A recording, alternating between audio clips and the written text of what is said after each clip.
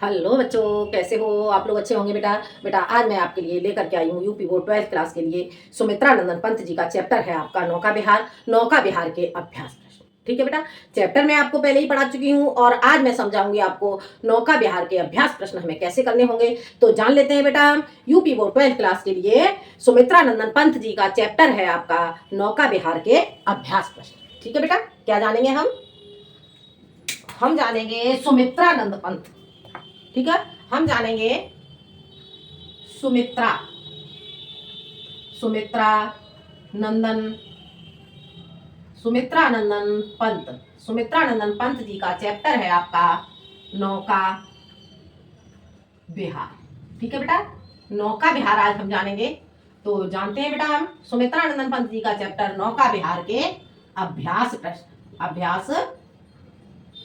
ठीक है बेटा, सबसे पहले बेटा इसका जो संपूर्ण व्याख्या वाला वीडियो है, संपूर्ण व्याख्या को आप समझ लेंगे तभी आप इसके अभ्यास प्रश्न को समझ पाएंगे। तो जानते हैं बेटा, हम इसके अभ्यास प्रश्न हमें कैसे करने होंगे। दिए गए पद्यांशों पर आधारित प्रश्नों के उत्तर दीजिए। हमें पहले पद्यांश को पढ़ना होगा और उसके बाद हम उस पर आधारित प्रश्नों के उत्तर देंगे। तो पहले हम इसके पद्यांश को जान लेते हैं। ज्यो ज्यो लगती नाव पार, ज्यो ज्यो लगती नाव पार उर में आलोकित सत विचार, ज्यो ज्यो लगती नाव पार उर में आलोकित सत विचार, इस धारा सी जग का क्रम, शाश्वत इस जीवन का उद्गम, शाश्वत है गति शाश्वत संगम, शाश्वत है गति शाश्वत संगम, शाश्वत नभ का नीला विकास, शाश्वत शशिका यह रजत हास, शाश्वत लघु लहरों का विलास, शाश्वत लघु लहरों का विलास, हे जग के कर्णधार चिर चिर जन्म मरण के आर पार, शाश्वत जीवन नौका विहार, मैं भूल गया अस्तित्व ज्ञान, जीवन का यह शाश्वत प्रमाण, करता मुझको अमरत्व प्रदान, हे जग जीवन के कर्णधार। ठीक है बेटा, तो ये हमारा पद्यांश हो जाता है। अब हम इस पर आधारित प्रश्नों के उत्तर देंगे।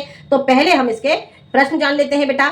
इसके जो क्वेश्चन है किस प्रकार से है, तो हम पहला क्वेश्चन इसका जानते हैं। पहले हम इसे जानेंगे बेटा, हमें इसे कैसे करना होगा। ठीक है, तो हम इसे करेंगे ज्यो ज्यो से लेकर के ये हो जाएगा अमरत्व दान। ठीक है, ज्यो ज्यो से लेकर के अमरत्व दान, ये हमारा काखंड ज्यो ज्यो। ठीक है बेटा, ज्यो ज्यो से लेकर के ये हमारा हो जाएगा अमरत्व दान। क्या लिखा हुआ है बेटा? अमरत्व दान, अमरत्व दान। ठीक है बेटा, ये हमारा पद हो जाता है। यहां से यहां तक एक बार फिर से देख लेते हैं। पद हमारा क्या है? ज्यो ज्यो से लेकर ज्यो ज्यो लगती नाव पार। ठीक है, तो ज्यो ज्यो से लेकर के अमरत्व दान, यहां तक हमारा पद हो जाता है। अब हम इसे क्वेश्चन देखने होंगे इसके। तो पहला क्वेश्चन हमारा क्या हो जाता है? उपर्युक्त पद्यांश के कवि एवं शीर्षक का नाम लिखिए। उपर्युक्त पद्यांश के कवि एवं शीर्षक का नाम लिखिए। तो यहां पर आपको इसके कवि और शीर्षक का नाम लिखना होगा। तो पहला क्वेश्चन है हमारा, पहला क्वेश्चन उपर्युक्त पद्यांश के कवि का नाम, कवि का नाम। ठीक है बेटा, उपर्युक्त पद्यांश के कवि का नाम क्या हो जाएगा? सुमित्रा नंदन पंत, सुमित्रा नंदन पंत। ठीक है बेटा, और उपर्युक्त पद्यांश के शीर्षक का नाम, उपर्युक्त पद्यांश के शीर्षक का नाम। ठीक है, उपर्युक्त पद्यांश के शीर्षक का नाम हो जाएगा बेटा आपका नौका बिहार। आगे बेटा समझ में, ये आपका हो जाता है पहला क्वेश्चन। अब चलते हैं बेटा हम अगले क्वेश्चन की ओर। अगला क्वेश्चन हमारा क्या है बेटा? हम जान लेते हैं अगला क्वेश्चन, जग का क्रम कैसा है? जग का क्रम कैसा है? अगला क्वेश्चन हमारा बनता है जग का क्रम कैसा है। तो ये इसका आंसर हम लिखेंगे बेटा, जग का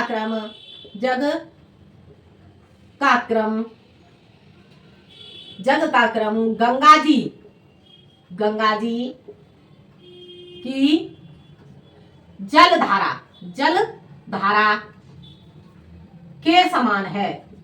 के समान है। आगे बेटा समझ में, जग का क्रम कैसा है? जग का क्रम गंगा जी की जलधारा के समान है। आगे बेटा समझ में, ये क्वेश्चन आपको समझ में आ गया होगा। अब हम चलते हैं अगले क्वेश्चन की ओर। इस पद्यांश के अनुसार क्या क्या तथ्य शाश्वत हैं? इस पद्यांश के अनुसार क्या क्या तथ्य शाश्वत है? ठीक है, तो इसका आंसर लिखेंगे। तीसरा क्वेश्चन है हमारा बेटा, क्या है? उपर्युक्त पद्यांश, इस पद्यांश के अनुसार क्या क्या तथ्य शाश्वत है? ठीक है, तो इसका आंसर लिखेंगे संसार का क्रम, ठीक है, और जीवन का उद्गम, जीवन का उद्गम,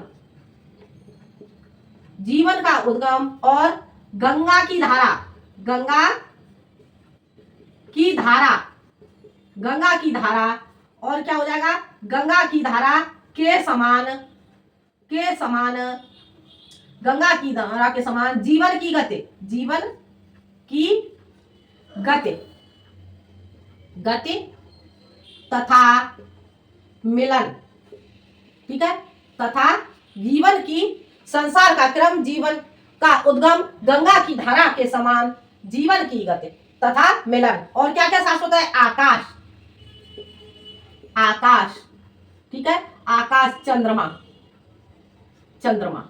पहले इसकी पद्यांश जो संपूर्ण व्याख्या वाला चैप्टर है वो जरूर देख ले बेटा, तभी आप समझ पाओगे कि ये मैं कैसे आपको समझा रही हूँ, ठीक है। तो मिलन, आकाश, चंद्रमा, ये सारी चीजें मैं आपको जो पद्यांश जो संपूर्ण व्याख्या बताई है वहां पे मैं सब कुछ आपको समझा चुकी हूँ, ठीक है। तो आकाश, चंद्रमा, आदि, आदि, ये सभी शाश्वत है, शाश्वत है। आगे बेटा समझ में, क्वेश्चन आपका क्या था, इस पद्यांश के अनुसार क्या क्या तथ्य शाश्वत है, तो इस पद्यांश के अनुसार ये लिख सकते हो आप, इस पद्यांश के अनुसार संसार का क्रम, ठीक है, संसार का क्रम, गंगा जी की जल धारा के, सॉरी बेटा ये मैं कौन सा, ये अगला क्वेश्चन मैंने बताया, संसार का क्रम, जीवन का उद्गम, ठीक है, संसार का क्रम, जीवन का उद्गम, गंगा की धारा के समान जीवन की गति तथा मिलन, आकाश, चंद्रमा आदि ये सभी शाश्वत है, ठीक है बेटा। तो ये दोनों क्वेश्चन आपको समझ में आ गए होंगे, ये 3 क्वेश्चन मैंने आपको समझा दिए। अगला क्वेश्चन है हमारा, इस पद्यांश के अनुसार क्या क्या से रजत हास और कर्णधार का क्या अर्थ है, रजत हास और कर्णधार का क्या अर्थ है, 4th क्वेश्चन। तो इसमें बेटा आपका रजत हास का अर्थ क्या हो जाएगा बेटा, रजत हास का आपका अर्थ हो जाएगा चांदनी के समान हंसी, चांदनी के समान हंसी, ठीक है बेटा, चांदनी के समान हंसी। और अगला क्या है आपका, रजत हास और एक कर्णधार, कर्णधार का क्या अर्थ है, तो कर्णधार का अर्थ क्या हो गया, पार लगाने वाला, पार लगाने वाला, ठीक है, या इसे हम कह सकते हैं नाविक भी कह सकते हैं, नाविक, क्योंकि नाविक भी हमें पार लगाने वाला होता है। आगे समझ में, तो ये क्वेश्चन बेटा आपको समझ में आ गया होगा। अब हम चलते हैं बेटा अगले क्वेश्चन की ओर। अगला क्वेश्चन हमारा क्या है, अगला क्वेश्चन है बेटा हमारा, हम जान लेते हैं अगला क्वेश्चन, रेखांकित अंश की व्याख्या कीजिए। हमें रेखांकित अंश की व्याख्या करनी होगी, तो जानते हैं बेटा हम इस क्वेश्चन को, रेखांकित अंश की व्याख्या,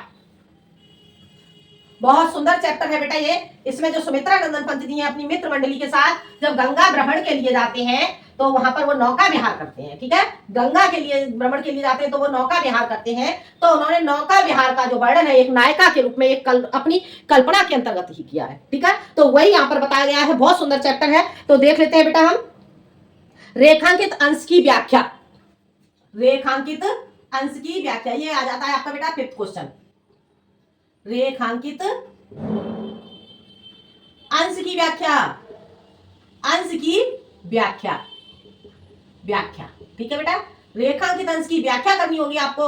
तो हमारा रेखांकित अंश कहां से कहां तक हो जाता है बेटा, तो हम जान लेते हैं इसमें रेखांकित अंश हमारा कहां से कहां तक है, इस धारासी जग का क्रम, शाश्वत इस जीवन का उद्गम, शाश्वत है गति, शाश्वत संगम। पहले तो इसका इतना दिया गया है, इसमें दो बार अंडरलाइन किया गया है, ठीक है, तो पहले हम इतना जान लेते हैं, इस धारासी जग का क्रम, शाश्वत इस जीवन का उद्गम, शाश्वत है गति, शाश्वत संगम, ठीक है। तो हम जानते हैं रेखांकित अंश की व्याख्या में, इस रेखांकित अंश की व्याख्या में इतने का अर्थ जानेंगे, तो इसे लिखेंगे प्रस्तुत पद्यांश में, प्रस्तुत पद्यांश में पंत जी कहते हैं कि जिस प्रकार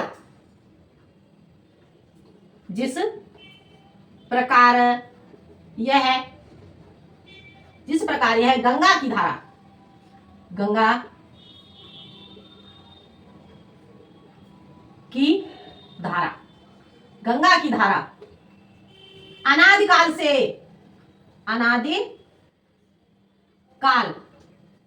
अनादिकाल से प्रवाहित हो रही है, होती चली आ रही है, ऐसे लिखो, होती चली आ रही है, आ रही है, आ रही है। उसी प्रकार यह संसार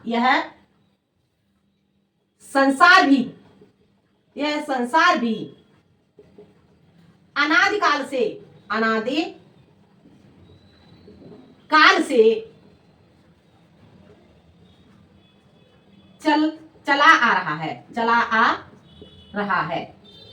चला आ रहा है। ठीक है बेटा, जिस प्रकार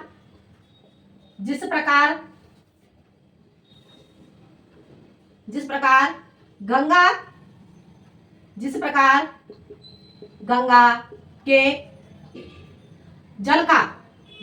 के जल का उद्गम प्रवाह एवं सागर में मिलना शाश्वत है। उद्गम प्रवाह एवं सागर में मिलना शाश्वत है।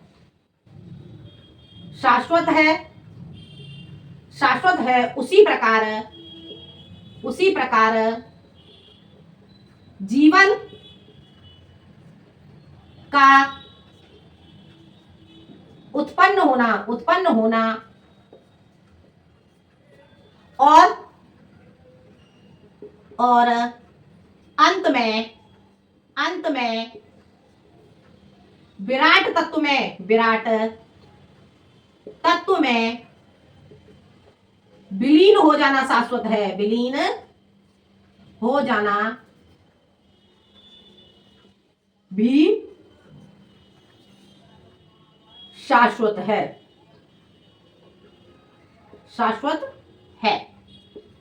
ठीक है बेटा, आपको समझ में आ गया। प्रस्तुत पद्यांश में पंत जी कहते हैं कि जिस प्रकार यह गंगा की धारा अनादिकाल से प्रवाहित होती चली आ रही है, उसी प्रकार यह संसार भी अनादिकाल से चला आ रहा है। जिस प्रकार गंगा के जल का उद्गम शाश्वत है, उसी प्रकार से जिस गंगा के जल का उद्गम प्रवाह एवं सागर में मिलना शाश्वत है, उसी प्रकार जीवन का उत्पन्न होना और अंत में विराट तत्व में विलीन हो जाना भी शाश्वत है। जीवन का उद्गम, ठीक है, इस धारा सी जग का क्रम, इस धारा के समान ही इस संसार का क्रम है। आगे समझ में, संसार का क्या क्रम है कि मनुष्य का जन्म होता है और उसके बाद उसकी मृत्यु होती है। मृत्यु होने के बाद वह जो विराट स्वरूप है उसमें विलीन हो जाता है। आगे बेटा समझ में, तो यह समझ में आ गया होगा। अगला हमारा बेटा रेखांकित किया गया है बेटा, हे जग जीवन के कर्णधार, चिर जन्म मरण के आर पार, शाश्वत जीवन नौका विहार में भूल गया अस्तित्व ज्ञान। इतना आपका फिर से आपका रेखांकित किया गया है, तो इसका हम अर्थ कैसे लिखेंगे जान लेते हैं बेटा हम इसका। ठीक है, इस रेखांकित का अर्थ जान लेते हैं। बाकी बेटा आप सारा अर्थ समझने के लिए संपूर्ण व्याख्या देखोगे तो वहां से आप सारा रेखांकित का अर्थ समझ लोगे। देखते हैं इसे हम कैसे करेंगे। प्रस्तुत पद्यांश में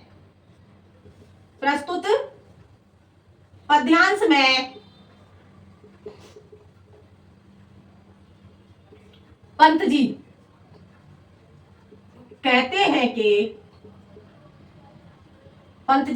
कहते हैं कि प्रस्तुत पद्यांश में पंत जी, ऐसे लिखोगे, प्रस्तुत पद्यांश में पंत जी क्या था, एक बार फिर से देख लेते हैं। हे जीवन के कर्णधार, फिर जन्म मरण के आर पार, शाश्वत जीवन नौका विहार में भूल गया अस्तित्व ज्ञान। तो प्रस्तुत पद्यांश में पंत जी भावनाओं के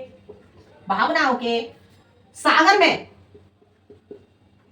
में डूब जाते हैं, जाते हैं, डूब जाते हैं और सोचने लगते हैं, क्योंकि उन्होंने सारी कल्पना में ही, सारी रचना उन्होंने, सारे चैप्टर की रचना ही उन्होंने कल्पना में कर डाली है। तो और सोचने लगते हैं, और सोचने लगते हैं कि हे हे संसार के कर्णधार, हे संसार के कर्णधार, हे संसार के कर्णधार, हे संसार के कर्णधार। ठीक है, क्या कहते हैं? सोचने लगते हैं, हे संसार की जीवन रूपी नौका को चलाने वाले, या संसार के कर्णधार भी लिख सकते हैं, हे संसार के कर्णधार, हे संसार के कर्णधार, तुम जीवन रूपी नौका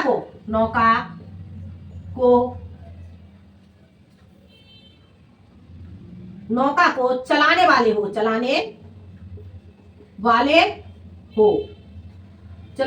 हो, हे भगवान, हे ईश्वर, जन्म के पश्चात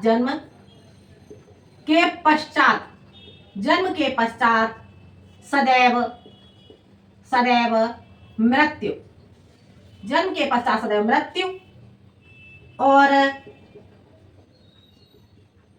मृत्यु के पश्चात सदैव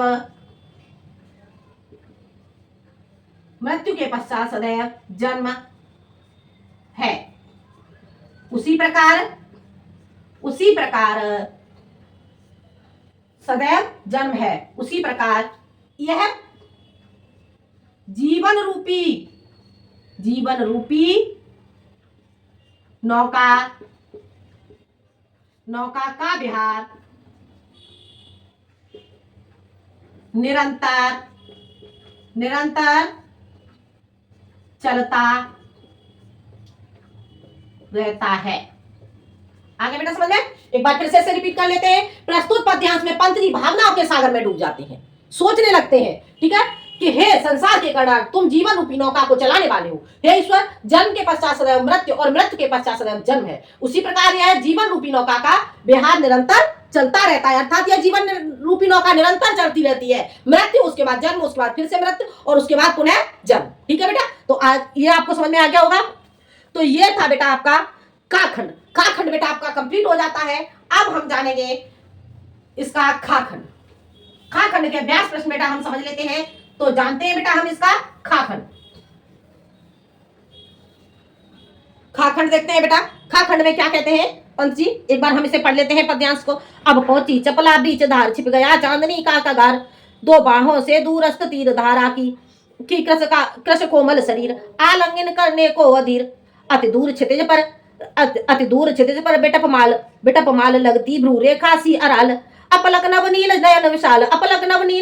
नयन विशाल माँ के और पर से सुसा समीप सोया धारा में एक दीप और मिल प्रवाह को कर प्रतीप उर्मिल धारा को कर प्रतीप, वह कौन बेहग क्या विकल कोक, उड़ता हरने निज विरह शोक, छाया की को बिलोक। ठीक है बेटा, ये पद्यांश हो जाता है। ये लिखेंगे अब पहुंची से लेकर के बिलोक। अब पहुंची खाखन,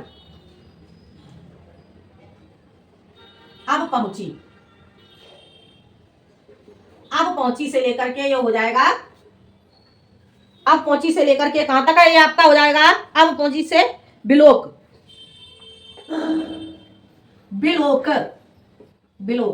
ठीक है बेटा, ये आपका पद्यांश हो जाता है। अब हमें इसके अभ्यास प्रश्न करने होंगे। अब हम इसके अभ्यास प्रश्न देखते हैं बेटा। तो इसका पहला क्वेश्चन क्या है, उपर्युक्त पद्यांश प्रस्तुत पद्यांश के कवि एवं शीर्षक का नाम लिखिए। यह क्वेश्चन मैं आपको बता चुकी हूं बेटा, तो ये क्वेश्चन आप कर ही लोगे। ठीक है, उपर्युक्त पद्यांश के कवि का नाम सुमित्रानंदन पंत और शीर्षक का नाम आपका नौका विहार। ठीक है, और ये आपके युगांत से लिया गया है। ठीक है, आगे हम देखते हैं। अगला क्वेश्चन है हमारा, रेखांकित अंश की व्याख्या कीजिए। ठीक है, रेखांकित अंश की व्याख्या ये हो जाता है हमारा सेकंड क्वेश्चन। रेखांकित अंश की व्याख्या, अंश की व्याख्या, रेखांकित अंश की व्याख्या करनी होगी बेटा। तो इसमें पंत जी क्या कहते हैं जान लेते हैं। रेखांकित हमारा कहां से कहां तक किया गया है। अब पहुंची चपला बीच धार छिप गया चांदनी का कगार, ये बाहों से दूरस्थ तीर धारा का कृष कोमल शरीर आलिंगन करने को अधीर। ठीक है, इतने का हमें अर्थ करना होगा। तो कैसे करेंगे हम। प्रस्तुत पद्यांश में, प्रस्तुत पद्यांश में पंत जी कहते हैं कि जब हमारी नौका, जब हमारी नौका कहां, गंगा की बीच धारा में पहुंची तो चंद्रमा, ठीक है, चंद्रमा की चांदनी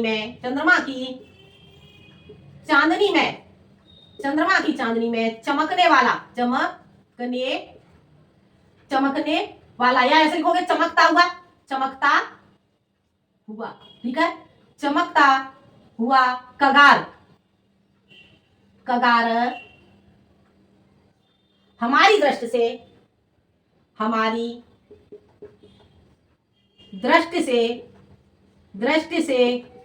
ओझल, हमारी दृष्टि से ओझल हो गया।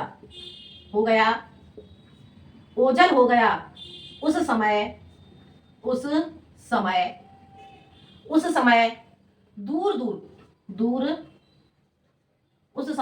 दूर तक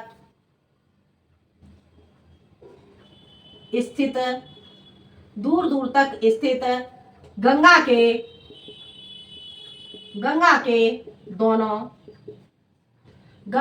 दोनों तट ऐसे प्रतीत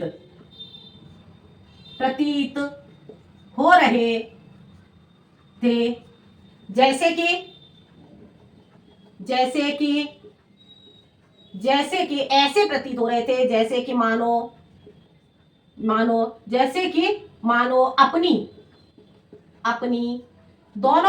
अपनी दोनों भुजाओं को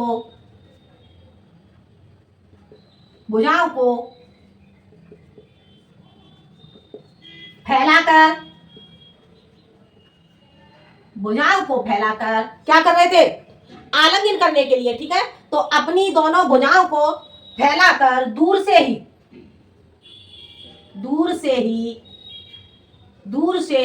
उस नारी रूपी छिड़काए यानी कि पतली कमर वाली, ठीक है, तो नारी रूपी पतली कमर वाली छिड़काए, कृषकाय लिखा हुआ है, क्या लिखा हुआ है इसमें देखते हैं क्या है। कृष का अर्थ हो गया क्षीण शरीर यानी कि दुर्बल शरीर वाली, ठीक है, तो कृष कोमल शरीर, तो इसका लिखेंगे नारी रूपी छीड़काया या छीड़ शरीर, ठीक है, छीड़काय लिख देती हूँ, ठीक है, छीड़ शरीर भी लिख सकते हैं। छीड़काय कोमल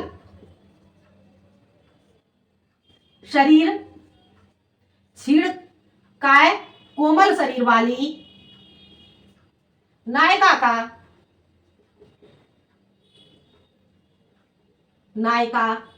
का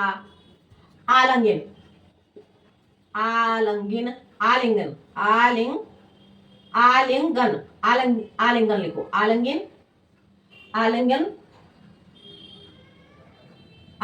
करने के लिए अधीर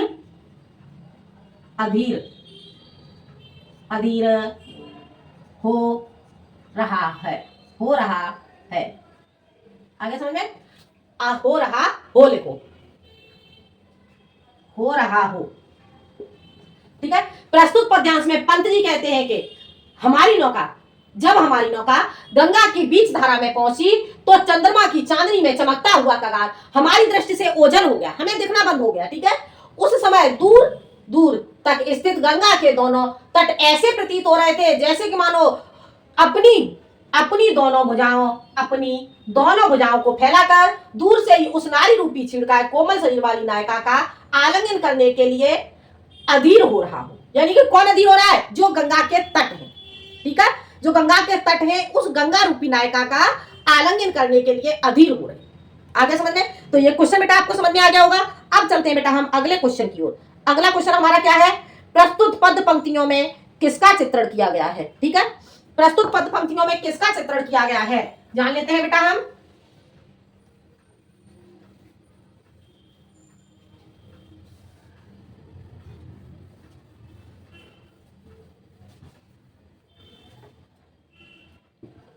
सॉरी बेटा, ये मैंने क्वेश्चन गलत देख लिया। ठीक है, ये गा खंड में ये क्वेश्चन, इसका तीसरा क्वेश्चन है, नौका विहार के समय कवि को दूर से दिखने वाले तट कैसे प्रतीत हो रहे हैं? नौका विहार के समय कवि को दूर से दिखने वाले तट कैसे प्रतीत हो रहे हैं? तो ये हमारा तीसरा क्वेश्चन हो जाता है। इसे हम लिखेंगे नौका विहार के समय, नौका विहार के समय दूर से दिखने वाले तट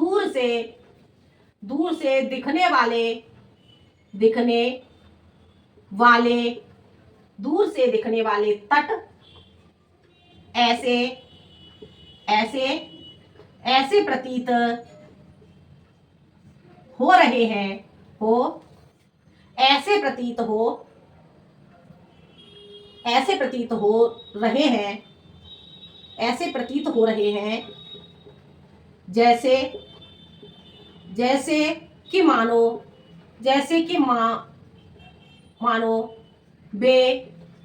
व्याकुल होकर गंगा का आलिंगन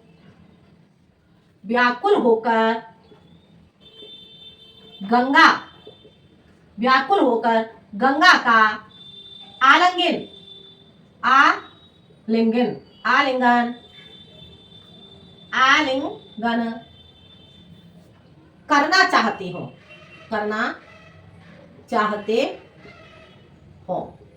आगे समझ में? नौका विहार के समय दूर से दिखने वाले तट ऐसे प्रतीत हो रहे हैं जैसे कि मानो वे व्याकुल होकर गंगा का आलिंगन करना चाहते हो। ठीक है बेटा, समझ आ गया? ये क्वेश्चन आपको समझ में आ गया होगा। अब चलते हैं हम अगले क्वेश्चन की ओर। कवि को वृक्षों को देखकर कैसा प्रतीत हुआ? ये हो जाता है फोर्थ क्वेश्चन। तो इसका आंसर लिखेंगे, कवि को दूर पृथ्वी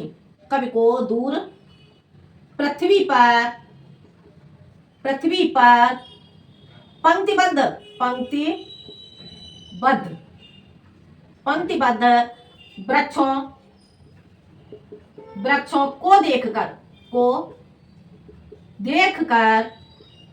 वृक्षों को देखकर ऐसा लग रहा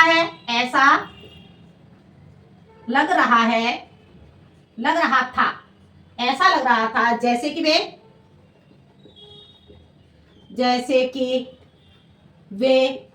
नीले आकाश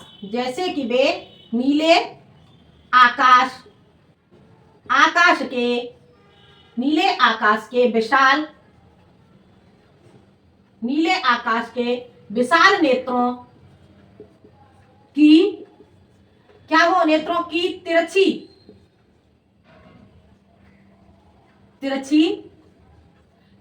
की तिरछी भौएं हो और पृथ्वी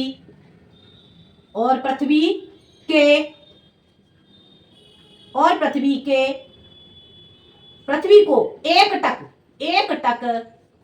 होकर देखना चाहता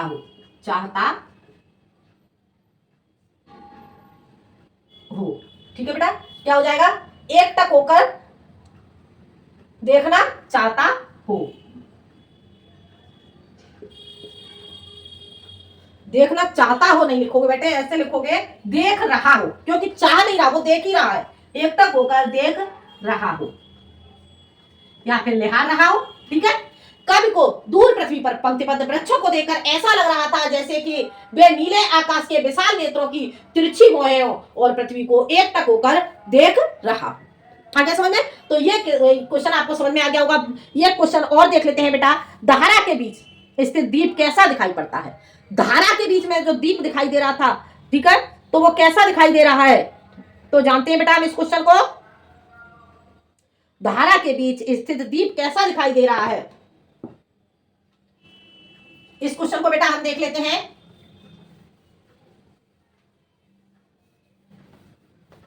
धारा के बीच स्थित द्वीप कैसा दिखाई दे रहा है? तो इसका उत्तर क्या हो जाएगा?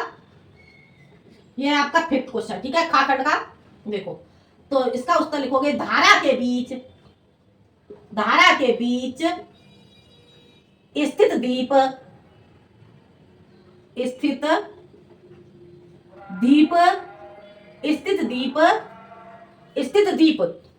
मां के पास, मां के सीने से चिपक कर मां के सीने से चिपक कर सोए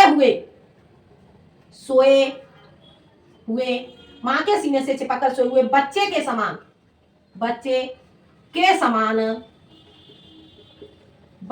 समान दिखाई पड़ता है।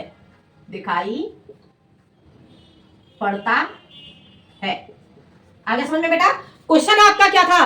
क्वेश्चन था आपका बेटा धारा के बीच स्थित द्वीप कैसा दिखाई पड़ता है। ठीक है, तो इसका आंसर क्या हो जाएगा? धारा के बीच स्थित द्वीप मां के सीने से चिपक कर सोए हुए बच्चे के समान दिखाई पड़ता है। आगे बेटा समझ में? तो ये बेटा आपको समझ में आ गया होगा। नौका विहार में बेटा काखंड और खाखंड मैंने आपको समझा दिया, और अगला है आपका गाखंड और घाखंड। इसमें 2 खंड और है नौका विहार से, तो वो मैं आपको समझाऊंगी अगले वीडियो में, क्योंकि वीडियो बहुत लंबी हो जाती है। ठीक है, तो थोड़ा थोड़ा समझो बेटा। आपको वीडियो पसंद आए तो लाइक करें, शेयर करें और सब्सक्राइब करें। मिलते हैं हम अगले वीडियो में इसी चैप्टर के जो आगे के आपके अभ्यास प्रश्न है गाखंड और घाखंड के साथ। तो जब तक के लिए धन्यवाद।